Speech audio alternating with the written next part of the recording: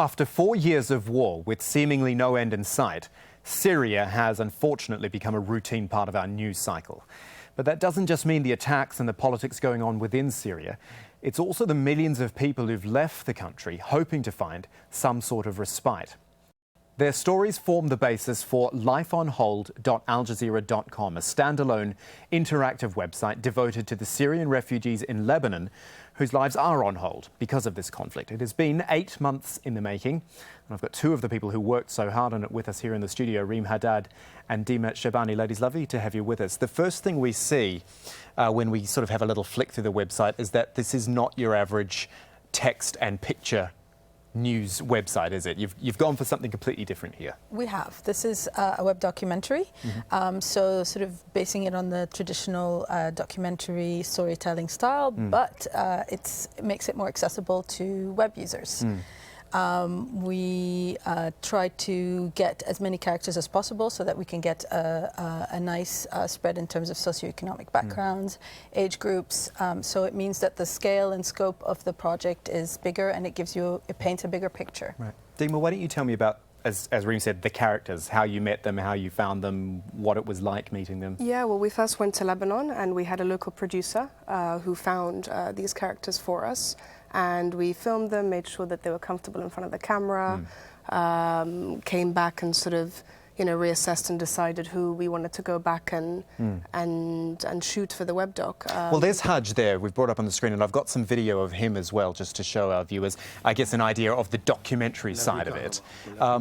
What was Hajj's story, just briefly?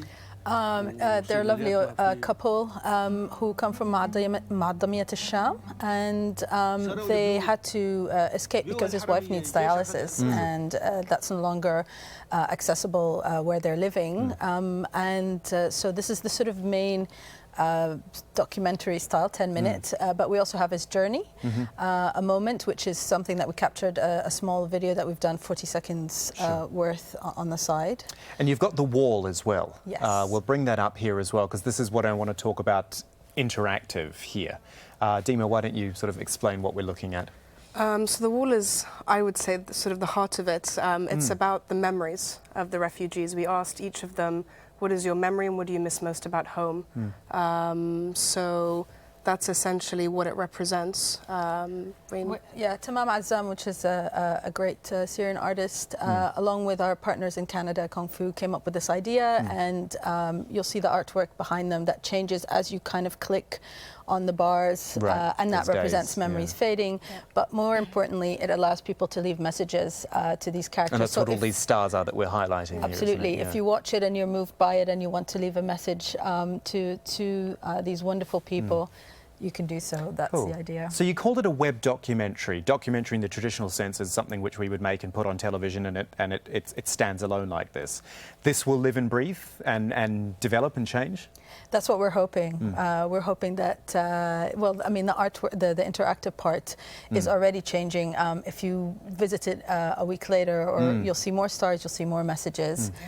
And will you go back, Dima, to see them again? Nothing's confirmed yet, but we hope so. I mean, in a couple of years' time, it would definitely be interesting to see someone like Maya and see where she is, or someone like Farati who wanted to leave and go somewhere in Europe. So if we had the opportunity, yeah, why not? Why not, indeed. Reem Haddad and Dima Shabani, thanks so much for joining us. Thank you. Thank you.